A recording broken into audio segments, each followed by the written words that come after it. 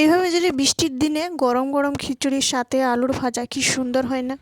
এই সকালবেলা যে এত কালো মেঘ করেছে, মনে হয় বৃষ্টি ভেঙে আসবো। হরে কৃষ্ণ বন্ধুরা, তোমার সবাই কেমন রয়েছো? আজকে সবাই ভীষণ ভালো রয়েছো। তো এই যে বন্ধুরা, সকাল থেকে ব্লগটা স্টার্ট করলাম। তো এই যে সকালে কাম সাম সেরে আধা কাম বাকি ছিল, বাকি কাম করিনি। তো এই যে সকালে আগে খাওয়াটি রেডি করে দিই। এই যে একটু খিচুড়ি ভাত করব ভাবছি, একটু দিনটা ঠান্ডা ঠান্ডা রয়েছে, সকালে একটু খিচুড়ি ভাত আর একটু আলু ভাজা করেছি। তো এই যে গরম গরম খিচুড়ি সাথে আলু ভাজা, এই যে সকাল সকাল দিয়ে দিই, খাইয়ে চলে যায় দোকানে কামে।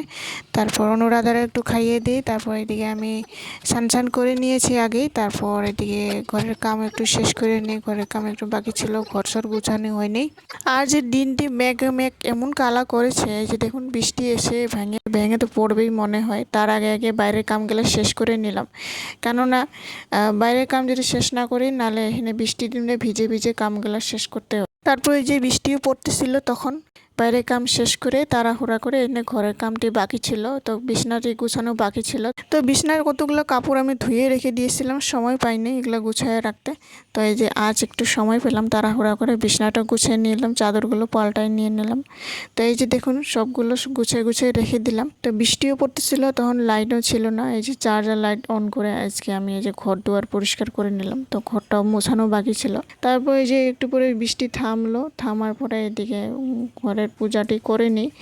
আবার রান্নার কাম বাকি রয়েছে, এদিকে আমি তাড়াহুড়া করে পূজার কাম শেষ করে আবার রান্নার কামটি করতে হবে। তখন আবার রোদ দিছিল, তো এই যে অনুরাধারে একটু দুধ খাওয়াইয়ে নিই আগে, তার আগে তো দুপুরবেলা টাইমে ওর একটু দুধ ছুট খাওয়াইয়ে দিই, নাহলে এদিকে আমার রান্না করতে করতে তখন আরও খিদা লেগে যায়। তার আগে আগে একটু দুধ খাওয়াইয়ে নিই, তারপরে এইদিকে রান্নার কামটি আরম্ভ করলাম।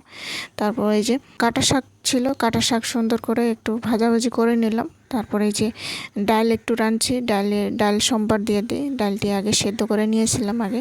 তারপরে এই যে ধনিয়া পাতা দিয়ে একটু ঘি দিয়ে তারপর ডালটি নামাই নিই, সুন্দর একটা টেক্সচার গন্ধ খুব ভালো লাগে। তো ডালটি নামাই নেওয়ার পর এদিকে আবার ভেন্ডি আলুর একটা চচ্চড়ি করব। তো প্রথমে এই যে ছোটো ছোটো করে একটু আলু কেটে নিয়েছি, আলু কেটে সুন্দর করে মশলা দিয়ে ভালোভাবে ভাজাভাজি করে নিলাম। তারপর এখানে ভেন্ডিগুলো ছোটো ছোটো করে কেটে নিয়েছি, ভেন্ডিগুলো দিয়ে সুন্দর করে নাড়াচাড়া করে আমরা যে একটু পরে একটু ছোটো একটা টমেটো কেটে দিয়েছি, একবারে দিয়ে দিয়ে সুন্দর করে সেদ্ধ করে নিলাম। তারপর হলুদ লবণ দিয়ে তারপর একটু জল দিলাম, জল দিয়ে তারপর ঢাকনা দিয়ে রেখে দিই। তারপর সবজি একেবারে রেডি হয়ে গেল, একটু সামান্য একটু স্বাদ মতো চিনি দিলাম। তারপর আজকে দুপুরের মেনু।